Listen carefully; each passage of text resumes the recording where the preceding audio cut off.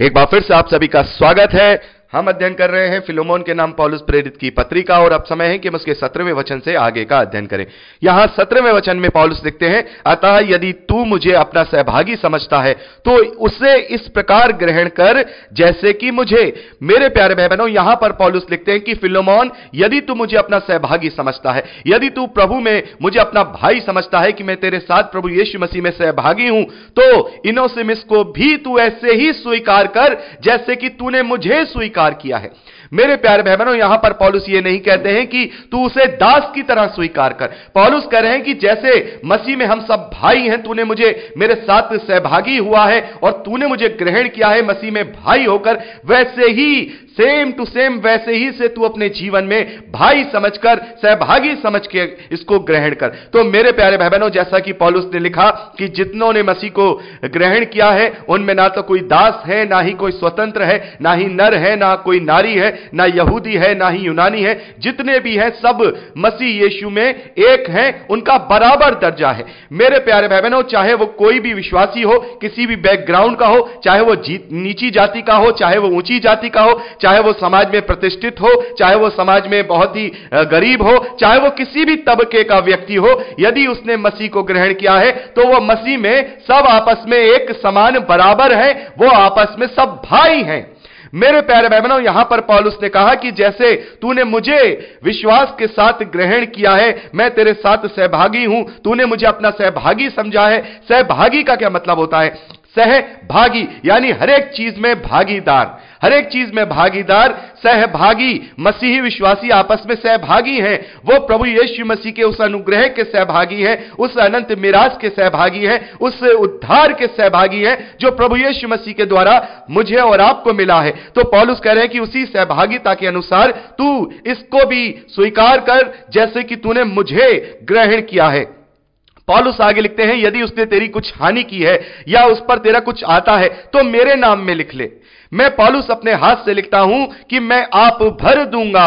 मेरे प्यारे भाई बहनों, पौलुस यहां पर लिखते हैं कि यदि उसने तेरा कोई नुकसान किया है या तेरा उस पर कुछ पैसा है या तुझे उससे कुछ लेना है, तू मेरे नाम पे लिख दे, मैं उसे भर दूंगा। मैं अपने हाथ से लिख रहा हूं, मैं अपने हाथ से लिख रहा हूं कि मैं तुझे उससे भर दूंगा। और आगे पौलुस कहते हैं, पौलुस लिखते हैं, और इसके कहने की कुछ आवश्यकता नहीं कि मेरा कर्ज जो तुझ पर है वह तू ही है। यहां पर पौलुस कह रहे हैं कि और यह भी लिखने की जरूरत नहीं है कि मेरा जो कर्ज तुझ पर है। एक कर्ज पौलुस का वहां पर फिलोमोन के ऊपर दिखाया जा रहा है। पौलुस कह रहे हैं कि एक मेरा कर्ज जो तुझ पर है वो तू ही है, यानी कि तू ही है। यहां पर इसका क्या मतलब है? ये रुपए पैसे का कोई कर्ज नहीं है। पौलुस कह रहे हैं कि ये तुझे अगर उससे कुछ चाहिए तो वो मेरे नाम में लिख ले, मैं उसे भर दूंगा, लेकिन मेरा भी एक तेरे ऊपर कर्ज है। मेरे प्यारे भाई बहनों, हम देखते हैं कि पौलुस ने उसे उद्धार का सुसमाचार सुनाया और उसे प्रभु में आगे बढ़ाया, वो विश्वासी बना।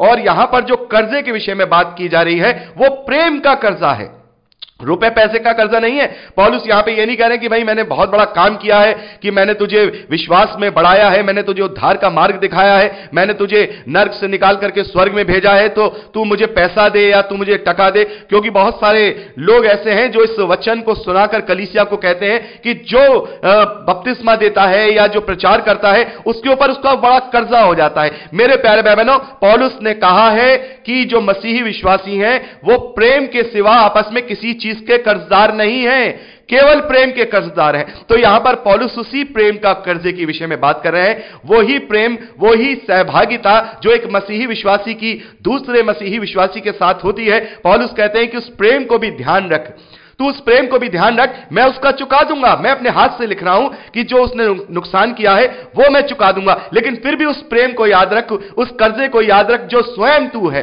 यानी कि तू अपने आप को जब मुझे प्रेम के साथ मेरे साथ सहभागिता करेगा तो वो मेरा कर्जा पूरा होगा। पौलुस ये नहीं कह रहा कि तेरी जेब में जो पैसा है वो मुझे दे दे, यहां पैसे की बात नहीं हो रही है, यहां प्रेम की और सहभागिता की बात हो रही है। तो मेरे प्यारे भाई बहनों, हम जो मसीही विश्वासी हैं आपस में एक दूसरे के प्रेम के कर्जदार हैं, हमें एक दूसरे से प्रेम के कर्जदार हैं। और यह कर्जा हम पर किसने किया है? यह कर्जा हम पर प्रभु यीशु मसीह के बलिदान के द्वारा हुआ है कि परमेश्वर ने अपने प्रेम को इस अद्भुत रीति से प्रकट किया कि उसने अपने इकलौते पुत्र को दे दिया कि जो कोई इस पर विश्वास करे वह नाश ना हो परंतु अनंत जीवन पाए। तो परमेश्वर के इस प्रेम के कर्जे को हमें आप आपस में प्रेम दे करके चुकाना है। Hallelujah, hallelujah. हमें उस कर्जे को जो प्रभु ने हम पर चढ़ाया है, उस अनुग्रह को, उसने हमसे ये नहीं कहा कि हमसे कुछ मेरे लिए तुम ऐसी इबादत करो, मेरे लिए तुम ये सब करो, मेरे लिए तुम इतना कोई शारीरिक अनुष्ठान करो। नहीं, केवल तुम एक दूसरे से प्रेम करो। जो मैंने तुम्हें दिया है, सेंत मेत में दिया है, वैसे ही तुम दूसरों तक सेंत मेत में पहुंचाओ। तो मेरे प्यारे भाई बहनों, मसीही विश्वासियों का जो कर्जा है, मसीही विश्वासियों का जो कर्जा है, जो उन्हें चुकाना है, वो एक दूसरे के साथ चुकाना है, एक दूसरे को प्रेम देकर के चुकाना है, एक दूसरे को सम्मान देकर के चुकाना है। तो यहां पर पौलुस कह रहे हैं कि तू स्वयं में मेरे लिए एक कर्जा है, तेरे प्रेम का कर्जा मुझ पर आता है, और चाहे तो तू उसको उसके विषय में भी देख ले, और अगर तू चाहेगा तो मैं अपने हाथ से लिख रहा हूं कि मैं ये तेरा अपने आप से भर दूंगा, ये मैं तेरा चुका दूंगा, मेरे नाम पर लिख ले और इसको तू ग्रहण कर और मसीह विश्वासी जान के ग्रहण कर। कुछ दिनों के लिए ये तुझे से इसीलिए शायद अलग हुआ था कि अब हमेशा हमेशा तेरे साथ रहे और प्रभु में तेरे साथ रहकर एक भाई के अनुसार, एक भाई की बराबरी में तेरी साथ वो सेवा करे, तेरे साथ वो यहां पर कार्य करे। तो मेरे प्यारे भाई बहनों, ये पूरी पत्री फिलोमोन को जो पौलुस ने लिखी है, उनेसिमुस के विषय में लिखी है, ताकि वो उसे वापस ग्रहण करे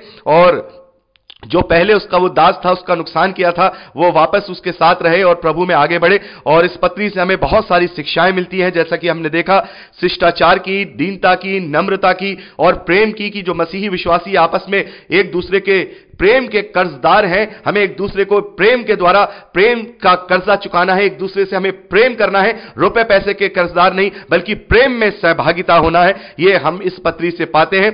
आगे पौलुस 20वें वचन में लिखते हैं, हे भाई, ये आनंद मुझे प्रभु में तेरी ओर से मिले, मसीह में मेरे जी को हरा भरा कर दे। मेरे प्यारे भाई बहनों, यहां पर पौलुस कह रहे हैं कि मैं ये आनंद तुझसे चाहता हूं, ये मैं फेवर इतना चाहता हूं, मैं अपने लिए कुछ नहीं चाहता, मैं चाहता तो इसे अपने पास रख लेता। देखिए मेरे प्यारे भाई बहनों, कितनी बड़ी बात है कि वहां पर वो जो उनेसिमुस है, वो पौलुस की सेवा कर रहे हैं और पौलुस ने उसे वापस लौटा दिया है और उसके लिए विनती कर रहे हैं।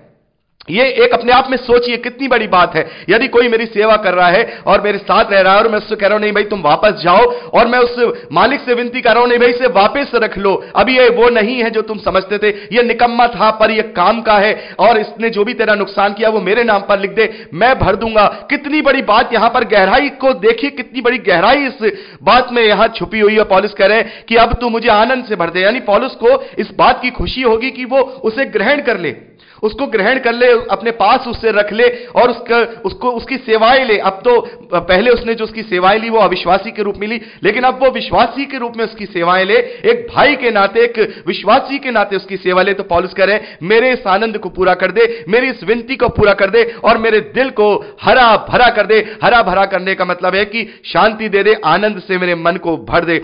21वें वचन में पौलुस कहते हैं, मैं तेरे आज्ञाकारी होने का भरोसा रखकर तुझे लिखता हूं और यह जानता हूं कि जो कुछ मैं कहता हूं तू उसे इससे भी कहीं बढ़कर करेगा। तो पौलुस को अपने लोगों पर भरोसा है, विश्वास है कि मैं जानता हूं कि जो मैंने तुझे ये कहा है, मेरा विश्वास है कि तू इससे भी बढ़कर ज्यादा करेगा और मेरा तू ये आनंद मुझे जो पहुंचा दे, और मैं तेरे आज्ञाकारी होने का भरोसा रखता हूं कि जो मैंने तुझसे कहा है तू उससे बढ़कर के भी इस काम को करेगा। पौलुस 22वें वचन में लिखते हैं, और ये भी कि मेरे लिए ठहरने की जगह तैयार रख, मुझे आशा है कि तुम्हारी प्रार्थनाओं के द्वारा मैं तुम्हें दे दिया जाऊंगा। तो पौलुस ने यहां पर एक पर्सनल बात यहां फिलोमोन को लिखी है कि मेरी आशा है कि तुम लोगों की प्रार्थनाओं के द्वारा मैं यहां से छूटूंगा और जल्द मैं वहां पर आऊंगा। तो मेरे आने के लिए जो वहां पर जो मेरे रहने की जगह है, ठहरने की जगह है, उसको भी तैयार रखना कि मैं शीघ्र तुम्हारे पास आऊं और तुम्हारे पास रह सकूं। और अंतिम 23वें, 24वें और 25वें वचन में पौलुस ने अंतिम अभिवादन को लिखा है। पौलुस लिखते हैं, इफ्रास जो मसीह यीशु में मेरे साथ कैदी है, और मरकुस और अरिस्तर्खुस और दोमास और लूका जो मेरे सहकर्मी है, तुझे नमस्कार। हमारे प्रभु यीशु मसीह का अनुग्रह तुम्हारी आत्मा पर होता रहे, आमीन। तो मेरे प्यारे भाई बहनों, यहां पर हमने फिलोमोन की पत्री का अध्ययन किया। इसमें केवल एक ही अध्याय था और हमने देखा कि यहां पर पौलुस ने अपनी दीनता, नम्रता, शिष्टाचार, प्रेम और जो मसीह विश्वासियों का जो कर्तव्य है उसको यहां पर दर्शाया है। और इससे हम बहुत ही बड़ी शिक्षा ले सकते हैं। हम ये इससे सीख सकते हैं कि हम भले ही कितने ही बड़ी पोस्ट पे हो जाएं, मसीह विश्वासी होकर के चाहे हम आत्मा में भर जाएं, बड़े बड़े काम करें, लेकिन मसीह विश्वासी चाहे वो कोई भी हो, पवित्र आत्मा के द्वारा कार्य किए जा रहे हैं, वो सब आपस में एक बराबर है। उनमें ना तो कोई छोटा है, उनमें ना तो कोई बड़ा है। और प्रभु यीशु मसीह ने भी हमें यही शिक्षा दी है कि तुम आपस में एक दूसरे के सेवक बनो, तुम में कोई एक दूसरे का गुरु ना बने, तुम में ना कोई बड़ा है ना ही तुम में कोई छोटा है, तुम सब आपस में भाई हो। तो मेरे प्यारे भाई बहनों, यहां पर हमने ये अध्ययन पूरा किया और यहां हम देखते हैं कि जो पौलुस की 13 पत्रियां हैं जो हम बाइबल में पाते हैं, ये 13 पत्रियां यहां पर समाप्त होती हैं और हमने इन 13 की 13 पत्रियों का हमने अध्ययन किया। और अब समय है कि हम इब्रानियों के नाम जो पत्री है उसका अध्ययन करेंगे। मेरे प्यारे भाई बहनों, इसके अंदर 13 अध्याय हैं, थोड़ी बड़ी पत्री है, इसमें हो सकता है 2 हफ्ते का समय लग जाए और हम इसका अध्ययन बड़े ही आत्मा में होकर के करेंगे। तो प्रार्थनाओं में याद रखिएगा, क्योंकि बहुत सारी बातें इसमें ऐसी हैं जिन्हें हम देखेंगे, जैसे प्रभु यीशु मसीह का महायाजक होना और प्रभु यीशु मसीह का बलिदान होना। ये सारी चीजें हम इब्रानियों के नाम जो पत्री है उसमें देखेंगे कि कैसे प्रभु यीशु मसीह स्वयं महायाजक है, स्वयं बलिदान है और कैसे उसने अपने आप को बलिदान चढ़ाया। और उस बात का भी हम इस पत्री में जवाब देखेंगे, जैसा कि प्रभु ने मरियम से कहा कि तू अभी मुझे मत छू, अभी मैं अपने पिता के पास ऊपर नहीं गया हूं, जब प्रभु यीशु मसीह का पुनरुत्थान होता है। तो इसकी जो भेद की बात है वो भी हम इसी इब्रानियों की पत्री में ही जानने पाएंगे। तो प्रार्थनाओं में याद रखिएगा।